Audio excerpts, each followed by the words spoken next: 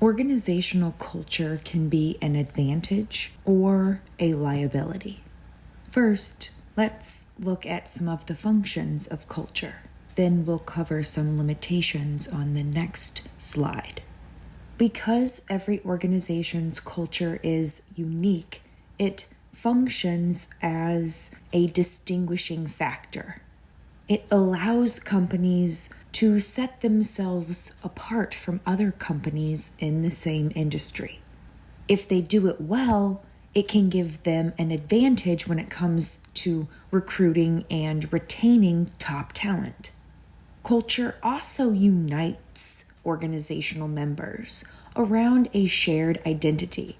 They're all working toward the same mission and vision, but they contribute in their own unique ways.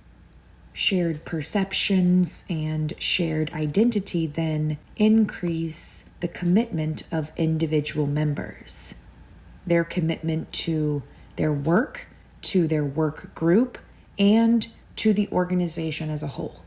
In this way, culture can focus people's attention on something greater, more impactful than their own interests. Culture can also be a stabilizing force, something that helps maintain stability in the social system. Clear expectations reduce uncertainty and increase the consistency of behaviors. Culture guides and shapes the attitudes and behaviors of employees. It provides meaning to what they're doing and helps them make sense of the decisions and changes that occur within the organization. Culture can foster creativity and innovation. And finally, culture can contribute to an organization's bottom line. Strong, positive, productive cultures can help a company achieve its mission and vision, while weak or negative cultures only hinder the company's possibilities. An organization's culture can also be a liability in some situations. First, culture can be a liability when an organization no longer questions itself, when everything is taken for granted.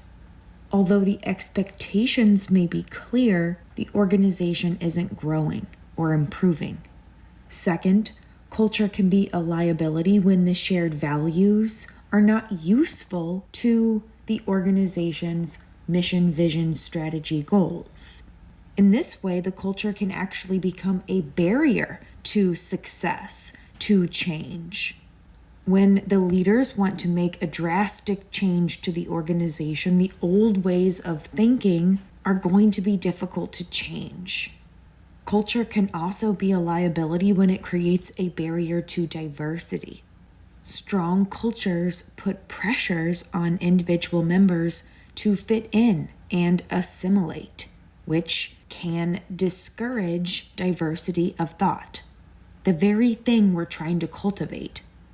Some cultures encourage or turn a blind eye to the discrimination and bias exhibited by its managers, a tendency that can create obvious legal liabilities.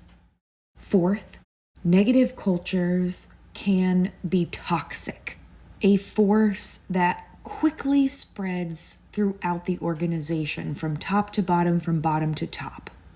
Toxic work environments typically breed negative behaviors from employees and their managers. Finally, culture can be a liability in mergers and acquisitions, where two companies are joining forces. One of the reasons that mergers and acquisitions often fail is because of the mismatch or misalignment or incongruency between the two cultures.